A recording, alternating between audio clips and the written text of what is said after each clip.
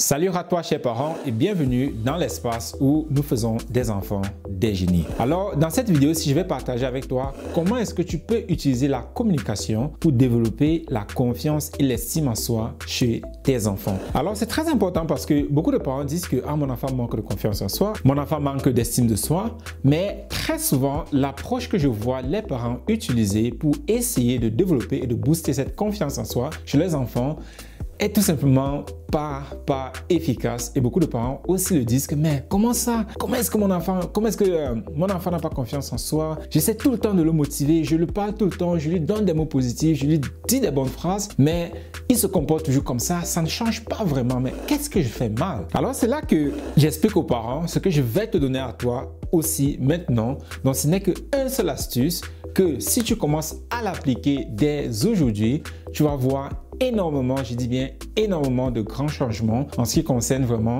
le développement, la confiance en soi chez tes enfants. Alors, de quoi est-ce qu'il s'agit? Déjà, c'est important de comprendre que la confiance en soi et l'estime de soi, vraiment, c'est l'un des piliers, en fait, de ce qui fait de nous, vraiment, l'être humain ou bien l'individu que nous sommes. Parce que très souvent, même si vous connaissez quelque chose, mais vous n'avez pas confiance en vous, vous n'allez pas pouvoir faire cette chose-là. Et nous voyons énormément dans la société des personnes qui, même capables de faire quelque chose, se retirent parce qu'ils n'ont pas confiance en eux. Ils se disent, ah mon Dieu, est-ce que je peux vraiment le faire? Pourtant, vous voyez bien comment elle peut le faire. Mais tu fais ça tout le temps. Mais pourquoi tu ne le fais pas? Ah, je sais pas, j'ai peur, qu'est-ce que les gens vont dire, peut-être ça va pas marcher. Donc, c'est le manque de confiance en soi. Ou bien combien de personnes dans la société aujourd'hui n'arrivent pas vraiment à avoir le métier qu'ils veulent, n'arrivent pas vraiment à avoir le salaire, ou bien n'arrivent pas à demander le salaire qu'ils savent qu'ils méritent parce qu'ils ont peur, ils ont manque de confiance en soi, ils savent pas, peut-être on va me gronder, on va dire ci, on va dire ça. Mais tout cela peut être évité si nous avons cette confiance-là à l'intérieur de nous. Alors, je vais donc expliquer aujourd'hui, comme j'ai dit, comment est-ce que toi, le parent, tu peux aider ton enfant dès aujourd'hui à développer ce point-là à l'intérieur de l'enfant. Alors, très souvent, ce qui se passe, c'est ceci. Une maman avec qui nous travaillons, parce que oui, si tu ne le sais pas, nous développons des génies. Et quand je dis des génies, c'est vraiment des génies. Un enfant qui a 5 ans, il sait déjà lire quel qu'en soit ce que vous lui donnez, il lit, il vous explique. Des enfants vraiment attentionnés, des enfants vraiment concentrés, des enfants motivés, des enfants vraiment très sociaux, parce que c'est ça aussi une partie de l'être humain, être social, respecter ses aînés. C'est ça vraiment que nous développons chez les enfants avec qui nous travaillons. Donc, il y a des parents avec qui nous travaillons. Parfois, le parent m'appelle, il dit, ah mais Vianney, je comprends pas, il y a telle chose. Mon enfant est toujours timide à telle chose. Je lui dis toujours que, ah mais il faut avoir confiance en toi, il faut le faire, ça va aller. Mais l'enfant ne comprend pas. Mais qu'est-ce que je fais de mal? Je dis à la maman que, non, déjà de 1, tu fais pas mal. C'est déjà bien ce que tu fais. Juste qu'il y a une étape de plus que tu oublies. Et elle dit, mais quoi alors? J'ai dit, imagine que tu reviens du travail et tu as eu un désaccord avec ta copine du travail et tu es vraiment fâché, tu es vraiment abattu, et ton mari ou bien ta soeur ou bien ton frère, ton ami dit non mais ça va aller, c'est ok, ça arrive, lève la tête, et ainsi de suite. Très souvent, comment est-ce qu'on se sent à l'intérieur de nous? La façon dont on se sent à l'intérieur de nous très souvent, c'est ah mais c'est elle qui a tort, comment est-ce qu'elle a pu me faire ça, comment est-ce qu'elle a pu me dire des choses comme ça, oui je comprends, je dois avoir la tête haute, mais comment est-ce qu'elle a pu me faire ça, ce n'est pas correct ce qu'elle m'a fait. Donc il y a ce point là où on se sent incompris, et c'est pareil avec les enfants. Parfois certains parents me disent que j'étais à l'école et les autres enfants ont dit que ah mes cheveux sont bizarres, ma peau est noire, donc pas mal de choses comme ça.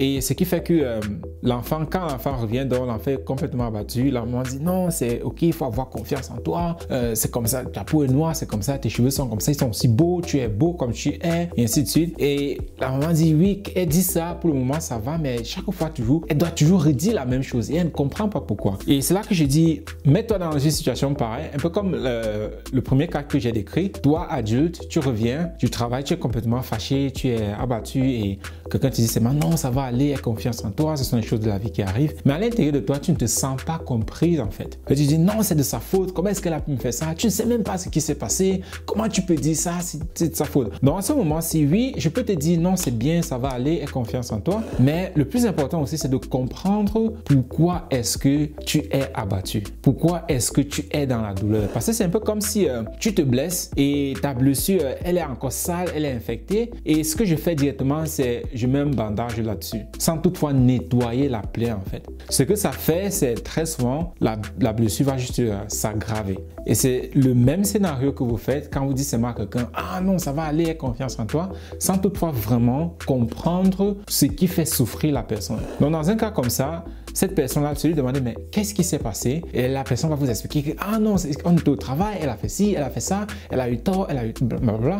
Mais pourquoi est-ce qu'elle a eu tort dans ce cas-ci? Donc vraiment, essayez de comprendre la personne de telle sorte que vous pouvez comprendre son point de vue. Et une fois que vous comprenez son point de vue, là, vous pouvez voir où il y a problème. Mais vous ne pouvez pas voir le problème si vous ne comprenez pas le point de vue de la personne. Donc c'est pareil avec vos enfants, que si vos enfants reviennent et ils sont timides, ils n'ont pas confiance en eux, alors essayez de comprendre qu'est-ce qui s'est passé, qu'est-ce qui se passe, pourquoi est-ce que l'enfant est comme ça. Surtout quand vous savez que c'est une situation qui s'est passée soit à l'école, ou bien avec les autres enfants, ou bien à la garderie. Donc c'est vraiment de s'asseoir, de discuter avec l'enfant et de comprendre ce qui s'est passé. Ils ont dit que mes cheveux sont bizarres. Ok, pourquoi est-ce qu'ils ont dit ça? Ah, je ne sais pas. Ok, et quand ils ont dit ça, comment est-ce que tu t'es senti? Je me suis senti mal. Mais pourquoi tu t'es senti mal? Parce qu'ils ont dit du mal de moi. Ok, est-ce que tu penses que ce qu'ils ont dit là, c'est correct? Non. Ok, pourquoi c'est pas correct? Non, c'est pas correct parce que je suis aussi quelqu'un, ce sont mes cheveux, c'est comme ça que c'est comme ça que je suis né. Alors, et pourquoi est-ce que ça t'énerve? Ça m'énerve parce qu'ils me l'ont dit et c'est pas correct. Ah, ok, donc ça veut dire,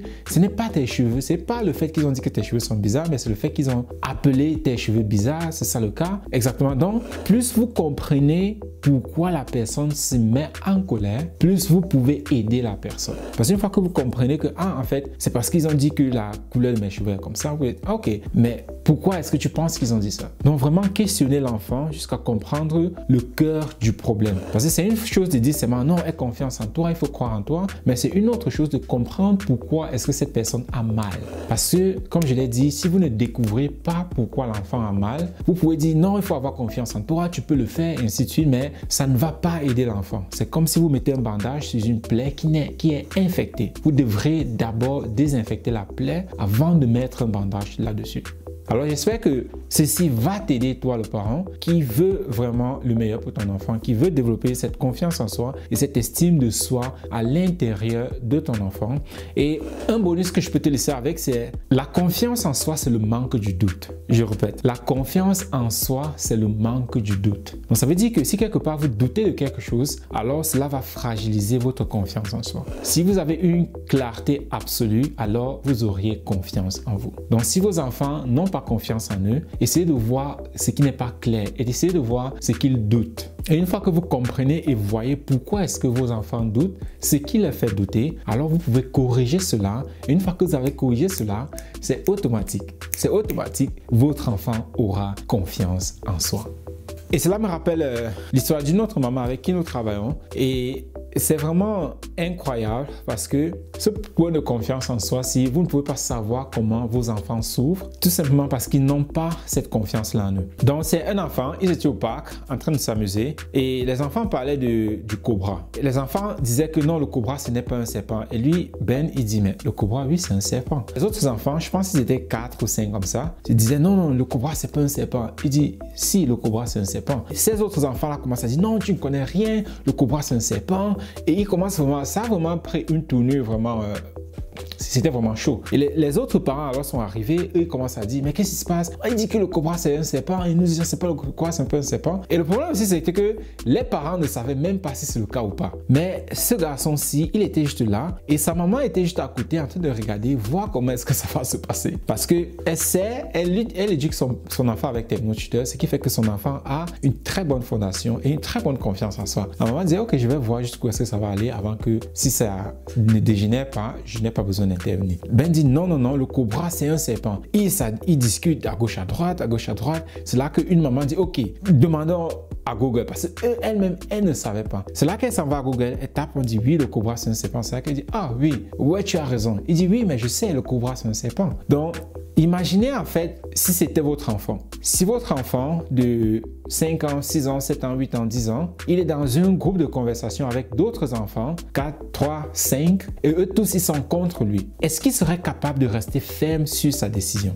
Même s'il sait qu'il a raison. Parce que comme je disais un peu plus haut, beaucoup de fois, même quand nous avons raison, nous ne restons pas fermes sur notre décision parce que nous n'avons pas confiance en nous. Et Ben, parce qu'il a confiance en soi, il reste ferme sur sa décision parce qu'il sait que c'est ça. Et c'est ça donc que vous avez besoin de développer chez vos enfants, de telle sorte que vos enfants ne soient plus humiliés à l'école, intimidés à l'école par les autres enfants, de telle sorte qu'ils puissent être fermes et puissent s'affirmer quand besoin est. Donc c'est ça que nous appelons vraiment développer la confiance en soi, de telle sorte que l'enfant puisse atteindre son plein potentiel et devenir un génie. Parce que oui, ici, à Elite Auto Éducation, c'est ça que nous créons. Nous créons des futurs génies. Donc, si tu as aimé, partage cette vidéo au moins avec une personne et à la prochaine.